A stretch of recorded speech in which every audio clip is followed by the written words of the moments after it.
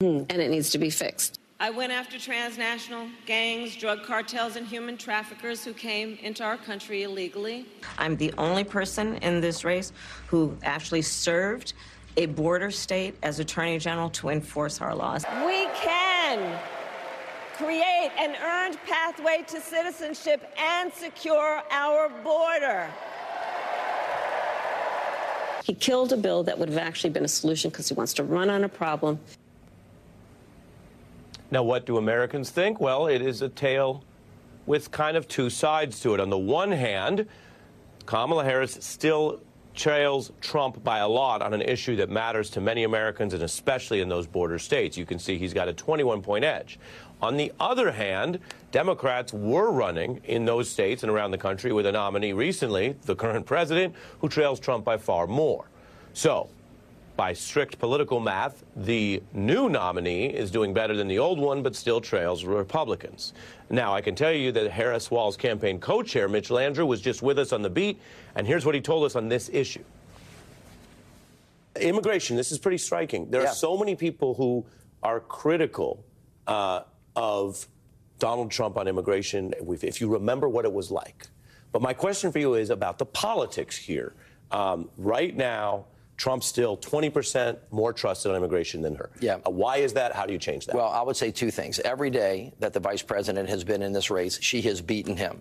On every day that she has been in this race, she has moved ahead and closed the gaps, and she will do this on immigration. We actually negotiated a border bill, the toughest border bill that has ever been negotiated. The only reason why that bill failed is because Donald Trump wanted to use that as a political wedge. He put himself, again, ahead of the safety and security of the people. And the more you tell that story, the more people are going to go, look, we can have safe and tough borders, and we can also be a nation that's got a good legal immigration plan. We have to get that done. So that's what we're hearing from the very top of the Harris campaign. Meanwhile, on foreign policy issues, former President Trump met with current Ukrainian President Zelensky. This was in New York right after Harris held her meeting at the White House. And I mentioned this in our coverage this week, and a contrast I want to show you tonight here is striking. You live in America or you're watching the news, you are familiar with all these debates about platforming and how much should you show different people. And Donald Trump and some of his now convicted aides have been caught lying, some of them caught in defamation schemes. So there's always the question of how much do you want to show that and how thoughtfully should you do it. I have told you that we try to really be journalistic. So we will fact check, we will show you things and tell you why we're showing them. When we have people on and sources on, we fact check them in real time. We deal with all that. What I'm about to show you, there's a reason for it. And it's not just a fact check thing. It's a who do you want with the nuclear codes thing. The war in Ukraine is one of the most significant international issues around.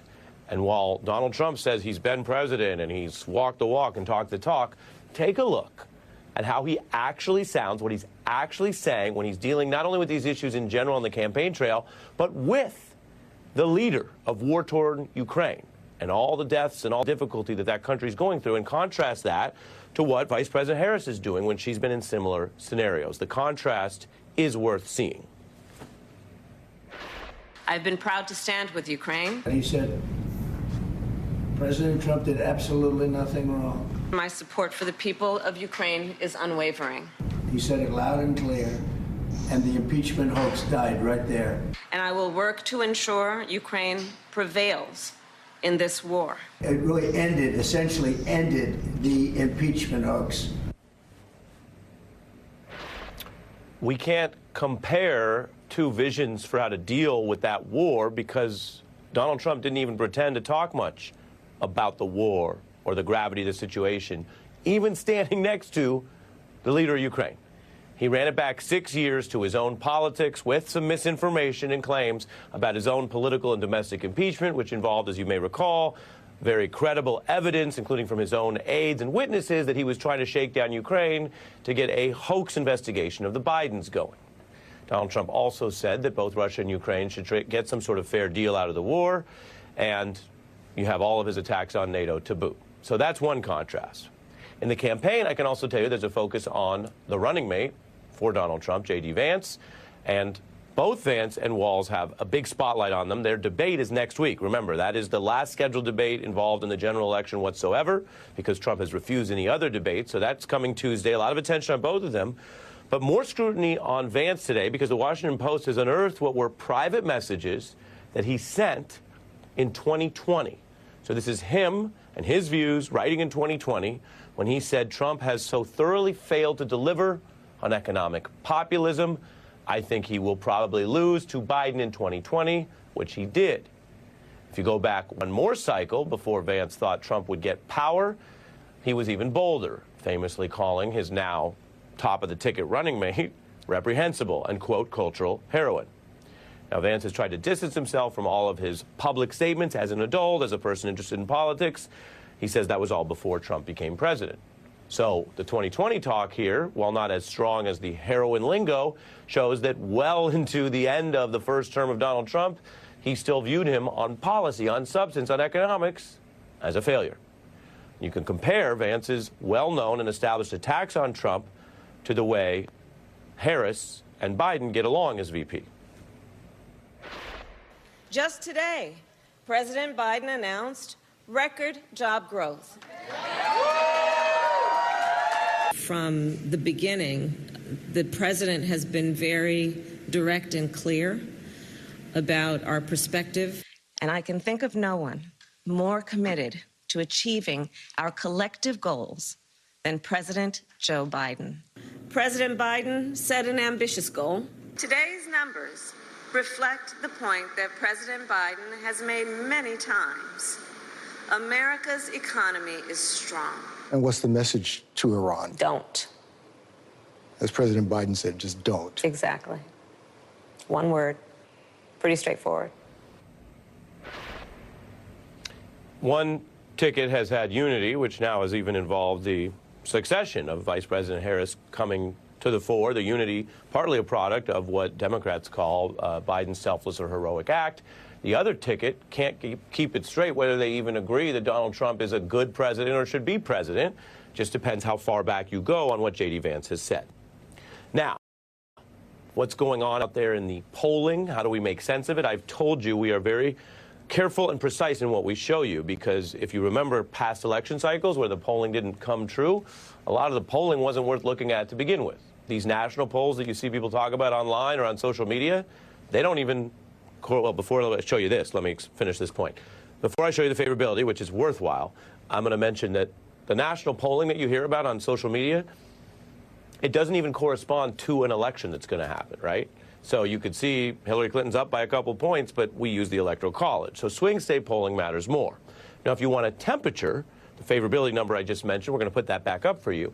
The temperature is good news. There is momentum for Harris as her favorability has surged. You see that something that's happened recently, whether you look at it as an effective campaign, unity of the Democratic Party, voters who hadn't thought about her much now taking a tune in as she's gotten a lot more attention and been on the debate stage, whatever you attribute it to, these are solid increases. Elon Musk himself said they are real, and he was complaining about them, and that kind of shows you how even Trump's opponents see the problem of her surging favorability. That's since July.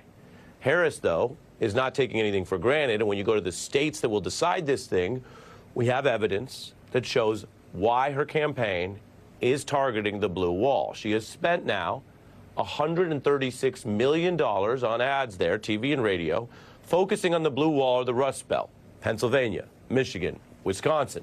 That is more than in some of those other states that were, by some of them, part of the Biden winning coalition that you see on the right side. Harris also directing all of her time on the ground, which matters because you reach voters in person and you drive local media coverage, to that Rust Belt. So Harris and Walz rallies, you've probably caught some of them on the news. They're usually in those Rust Belt states. I can show you 13 stops in PA. That's the most. Wisconsin at 7. And Michigan a priority at 5. And when I told you Julia Louis-Dreyfus from Veep is coming up, she will actually be in Wisconsin with some other stars backing Harris and Democrats this very weekend. So a lot of attention on that blue wall, the blue wall that failed for Hillary, that held for Joe, and that Kamala Harris sees as her key to turning the momentum I showed you into the right state winning coalition. Because if you have the majority of votes in this country, That doesn't mean you become president. One of the many weird things about this democracy, United States. Now, how does this all work? We're going to turn to someone who has run for president and run the Democratic Party, Howard Dean, my special guest on a big Veep night here when we're back in 90 seconds.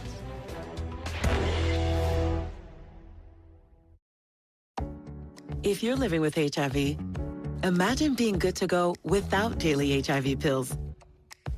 Good to go off the grid. Good to go nonstop. With Cabenuva, there's no pausing for daily HIV pills. For adults who are undetectable, Cabenuva is the only complete, long-acting HIV treatment you can get every other month. It's 2 injections from a healthcare provider just 6 times a year. Don't receive Cabenuva if you're allergic to its ingredients or if you're taking certain medicines which may interact with Cabenuva. Serious side effects include allergic reactions, post-injection reactions, liver problems, and depression. If you have a rash and other allergic reaction symptoms, stop Cabenuva and get medical help right away. Tell your doctor if you have liver or kidney problems, mental health concerns, and if you are pregnant, breastfeeding, or considering pregnancy. Some of the most common side effects include injection site reactions, fever, and tiredness. With Cabenuva, you're good to go. Ask your doctor about switching. Your shipping manager left to find themselves, leaving you lost. You need to hire. I need Indeed. Indeed you do. Sponsored jobs on Indeed are 2.5 times faster to first hire. Visit Indeed.com/hire. Eggs make all our family moments better, especially when they're Eggland's Best. Taste so fresh and amazing, deliciously superior nutrition, too. For us, it's eggs any style, as long as they're the best. Eggland's Best. Lots happening in politics, and we have a political guru, Howard Dean, former DNC chair, former governor of Vermont, a doctor, former presidential candidate. Welcome back. Thanks for having me. I've never been called a political guru before. Yeah, I'm going to guru level. Now, look. There we go. I don't know if you know, it's Veep night on the beat. You know what Veep night is? Yes, I do. Yeah. So you're the only thing standing between America and the people and the beatniks that we love who join us we hope every night, and definitely on Fridays as we end the week. You're the only thing standing between them and the talented Julia Louis-Dreyfus. So just know that, Howard. I'll talk fast. I'll talk fast. We love you. So you're here for us. We booked you. We made this choice. But for anyone watching, yes, Julia's next. I think that's fair to say. I cautioned about the polling, Howard, because both things can be true.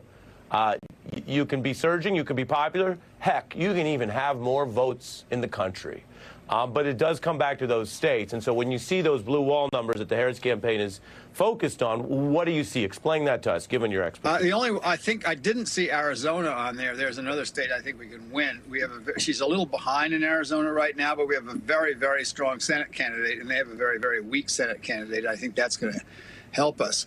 But what I see is what I thought I saw when she got the nomination, which is we're now very much in play in Georgia and North Carolina, where we weren't before. And, of course, then the core states that you talked about, Pennsylvania and the 2 Midwestern states. So, I think I'd rather be us than them right now. But there's a lot of work to do, and 39 days is a long time in politics. So lots to do still. Yeah. I mentioned the total vote because there's no other democracy where you have to constantly balance between what the people choose and what some other arbitrary, very ancient system will allot. But it is notable, we try to do both here. I've got new polling, Governor. When you ask people, should we do this by democracy or by this antiquated electoral college thing, it's not close. Partisan issues are close. Trump-Harris decision is close. But look at this.